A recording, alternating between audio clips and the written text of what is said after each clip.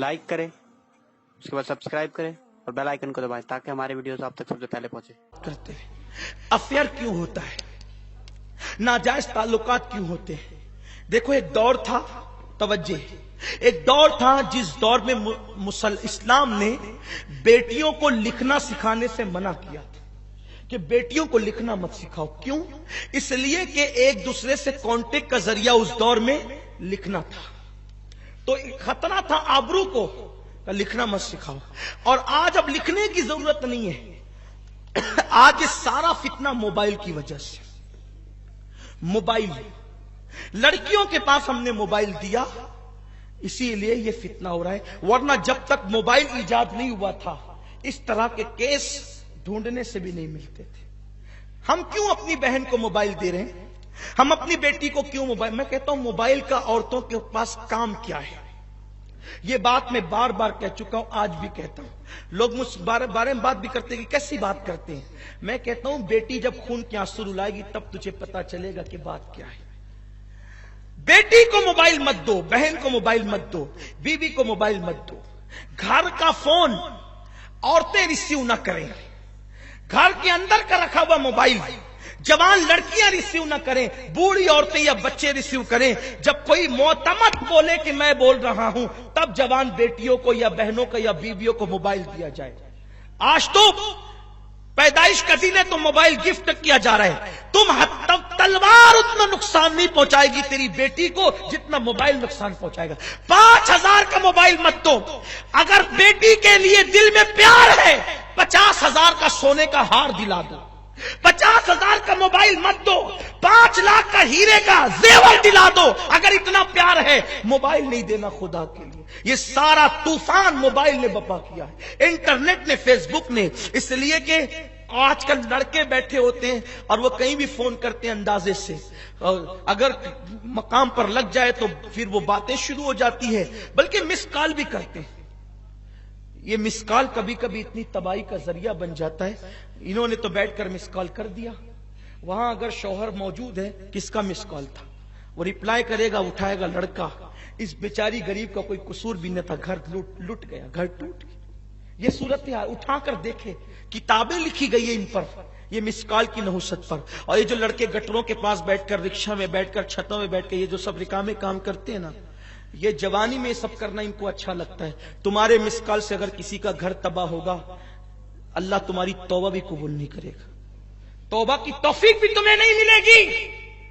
किसी का घर तबाह करने वालों, किसी का आशियाने पे अगर बिजली गिराओगे तो तुम्हारे आशियाने भी सलामत नहीं होंगे। तुम्हारी नादानी, तुम्हारा छलछलपन, तुम्हारा बागपन, तुम्हारा इतराना, तुम्हारी आवाज़ी से कितने घरों को आग लगी है और कितने घरों को आग लगेगी। और सुन लो, ये जो गटरों के पास बैठकर, नालियों के पास बैठकर, घरों के पास बैठकर ये जो तुम मोबाइल पर गलत हरकतें करते हो, अल्लाह के रसूल अलैहिस्सलाम फरमाते हैं, मौलाए कायनात ने फरमाया, पाक दामन रहो तो तुम्हारे घर की औरतें भी पाक दामन रहेगी। अगर तुम पापी होकर के जिना करोगे, इधर तुम किसी के साथ जिना करोगे, अल्लाह ना करे कहीं तुम्हारी औरतों के साथ भी जिना ना कर लिया जाए।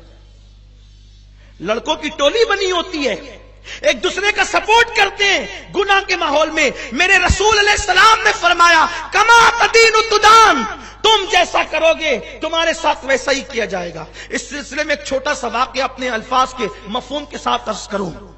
एक जवान, तवज्जे, दूसरे जवान के पास आया, अगर यार तू मेरा दोस्त है, कहा हूं, कि मेरी एक चीज में मदद कर। उसने कहा क्या?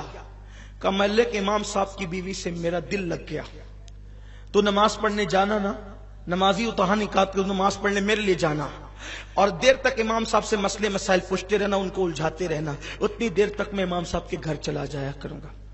वो पागल, उसको कहना चाहिए था कि इमाम की बीवी के साथ ऐसा न कर, यही तो कहना चाहिए। सच्चे दोस्तों की पहचान यह है कि जब तू गलती करे वो तेरी इस्लाह करे, यही है ना, कि उसकी मदद करे। वला तावनु अलल इस्मि वल उद्वान, बुराई में एक दूसरे की मदद मत करो। कोई बुरे रास्ते पे जा रहा है, अगर तुम दोस्त हो तो खींच के पकड़ लो, उसको समझाओ, नहीं मानता है तो उसका बाइकाट कर दो, उससे दूर हो जाओ, उससे अलग हो जाओ ताकि उसको इबरत हो। तो उस जवान ने कहा ٹھیک ہے یار، وہ دوستی کیا جس میں ایک دوسرے کی مدد نہ ہو، ہے نا؟ ایسے کچھ دلال بنتے ہیں نا. ہنسنے کی بات نہیں ہے. میرے جملے غلط ہیں، مجھے اگر میرے جملے الحمدللہ غلط نہیں ہے، اگر تلخ ہے تو مجھے آپ معاف کریں. اس سے گھر لٹ رہے ہیں، ہمارے گھر تباہ ہو رہے ہیں، ہماری بیٹیوں کی آبرو لٹ رہی ہے. کس کو جا کر کے کہے؟ بہت سارے لوگ ہیں جو بیچارے سر اٹھا کے چلنے کے قابل نہیں رہ گئے. بیٹیوں کی جوانی لٹ گئی ان لڑکوں کی منچلے پن کی وجہ سے. ہر بندہ مجنوں بننا چاہتا ہے. کیا بنا رکھا ہے، کیا حالات بنا رکھے. مسلمانوں ایک تم ہی تھے کہ ہندوستان میں تم نہ مسجد بنانے آئے تھے نہ مدرسے بنانے آئے تھے. پہلی مرتبہ جب تم آئے تھے تو صرف ایک عورت کی آبرو کی حفاظت کے لیے آئے تھے، اور تمہارے تقدس سے متاثر ہو کر لوگ کلمہ پڑھتے گئے، مسجد مدرسے بنتے گئے. تم دوسروں کی بیٹیوں کی عزت کے محافظ تھے، آج تم محلوں کی بیٹیوں کی عزت کے دشمن بن گئے. تمہاری آنکھوں میں تقدس نہیں رہ گیا، پارسائی نہیں رہ گئی. کیا بیت المقدس میں اسلام کا پرچم لہرے گا؟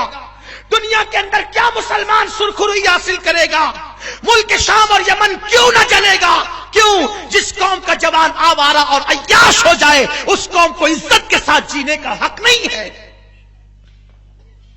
ہمیں تو اللہ نے بہت تقدس کے لیے پیدا کیا تھا، قوموں کی امامت کے لیے پیدا کیا تھا، لیکن بس اسی میں الجھ گئے. لڑکی لڑکی لڑکی اور عشق اور عشق اور عشق اور آوارگی، انٹرنیٹ اور فیس بک اور یہ سب تماشے. نہیں، اللہ نے ہمیں بہت بڑے مقصد کے لیے پیدا کیا ہے، اور جوان ہونے کے بعد بوڑھا بھی ہونا ہے، مرنا بھی اللہ کو منہ بھی دکھانا ہے. حدیث پاک میں آتا ہے بد نظری کرنے والوں کے لیے ڈر ہے، مریں گے تو کافر ہو کر مریں گے. نگاہوں کی حفاظت کرو، نگاہوں کی حفاظت کرو. میرے نبی فرماتے ہیں صلی اللہ علیہ وسلم، جو کسی خوبصورت عورت کسی کو گناہ کی دعوت دے اور یہ سوچ کر کہ اللہ دیکھ رہا ہے وہ چھوڑ دے اور وہاں سے ہٹ جائے، اللہ اس کی مغفرت فرما دیتا ہے اور بے حساب اللہ اس کو جنت عطا فرمائے. عرض کر رہا تھا، اس جوان نے کہا ٹھیک ہے میں تیری مدد کروں گا. کیا ہوا؟ وہ جاتا مسجد میں نماز پڑھتا، امام کو لے کے بیٹھ جاتا، الجھائے رکھتا، مسئلے مسائل پوچھتا.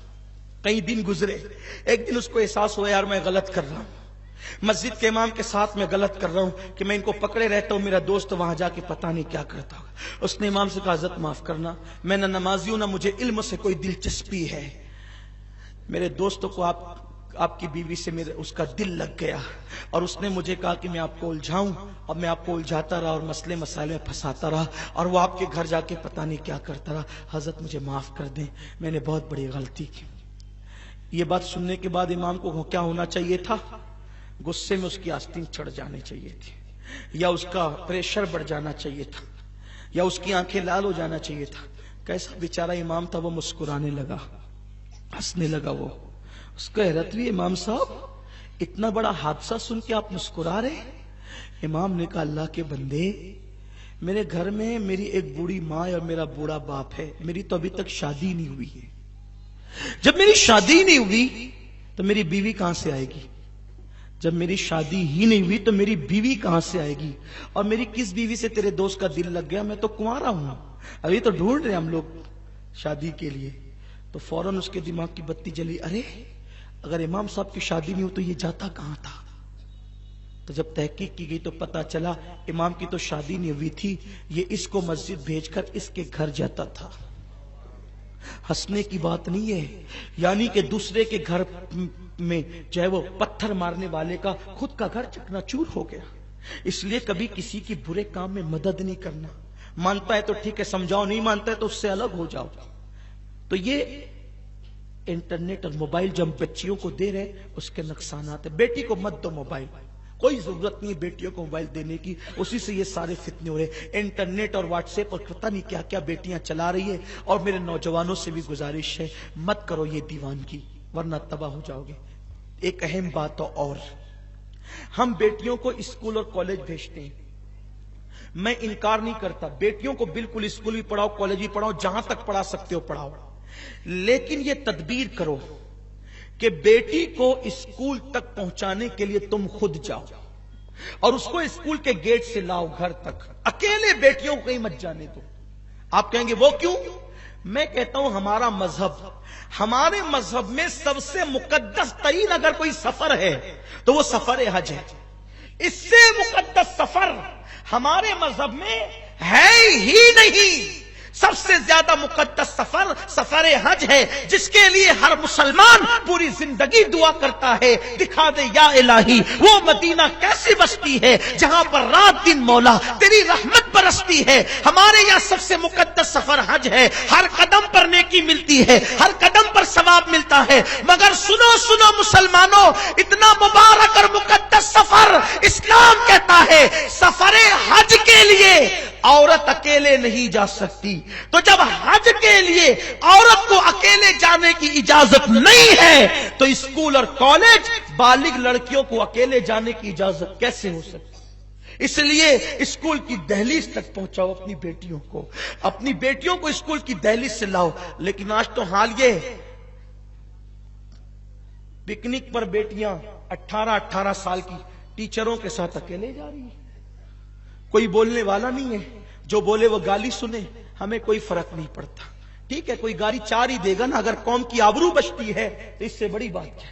اور میں نے تو اپنی ذات کے لیے لوگوں کو معاف کر دیا. میں کہا جاؤ جتنی بے عزتی کرنا ہو کرو، اس لیے کہ تم بے عزتیاں کرتے ہو، میرا نبی مجھے عزت عطا کرتا ہے، میرا خدا مجھے عزت عطا کرتا ہے. جاؤ شہر والوں، باتیں بری لگتی ہے تو جتنی گالیاں دینا ہے دے لو، لیکن حق تو بول کر رہوں گا. جب سفر حج کے لیے بیٹی اکیلے نہیں جا سکتی تو تم نے اپنی بیٹیوں کو نوجوان لڑکوں کے ٹیچروں کے ساتھ پکنک میں بھیج دیا، پارک کو گھومنے کے لیے بھیج دیا. ارے جن کی بیٹیوں کو اسلام مسجد اور مزارات پر جانے کی اجازت نہیں دیتا، ان کی بیٹیاں پکنک پر اکیلے کیسے جا سکتی ہے؟ دیندار گھروں کی بیٹیاں بھی جا رہی. کون ہے روکنے والا؟ کوئی روکنے والا نہیں. حق بولنے کے لیے کون ہے؟ نہیں ہے، اس لیے کہ گالیاں سننی پڑے گی. ٹھیک ہے، اگر دین کا تحفظ گالیوں سے نہیں بلکہ اگر خون دینے سے ہوتا ہے ہم اس کے لیے بھی تیار ہیں. اس لیے کہ اللہ نے ہمیں پیدا اس لیے کیا ہے کہ اگر دین کی حفاظت ہمارے بول سے ہوتی ہے تو بول سے کریں گے، اور خون سے ہوتی ہے تو خون سے کریں گے. لیکن حق کہہ کر رہیں گے. ناجائز اور حرام ہے اکیلے بیٹیوں کو نوجوان لڑکوں کے ساتھ پکنک پر بھیجنا، پارکوں میں بھیجنا، اور وہ بھی ایک دن نہیں 3 دن جاتی ہے. کون حساب لے گا اس کا؟ بیٹی اگر گھر سے 10 منٹ غائب ہو جائے تو شریف ماں باپ کی چیخیں نکل جاتی ہے. 3 4 رات کے لیے بیٹیاں پکنک پہ جا رہی ہے.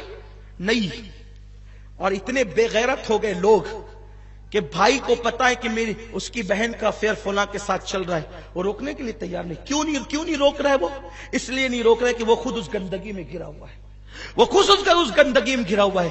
میں اپنی بہنوں کو اور بیٹیوں کو ایک پیغام دیتا ہوں اینڈ پر، اختتام پر. میری قوم کی بیٹیوں، تمہاری آبرو بہت قیمتی ہے، تمہاری عزت بہت قیمتی ہے. اس لیے کسی کے بہکاوے میں مت آنا، کسی کے تحفے طائف کے چکر میں مت آنا. ہاں تمہاری عزت سے بڑا کوئی تحفہ نہیں ہو سکتا. میرے نبی نے ایک بیٹی کی عزت کو کعبۃ اللہ سے زیادہ بلند کیا ہے.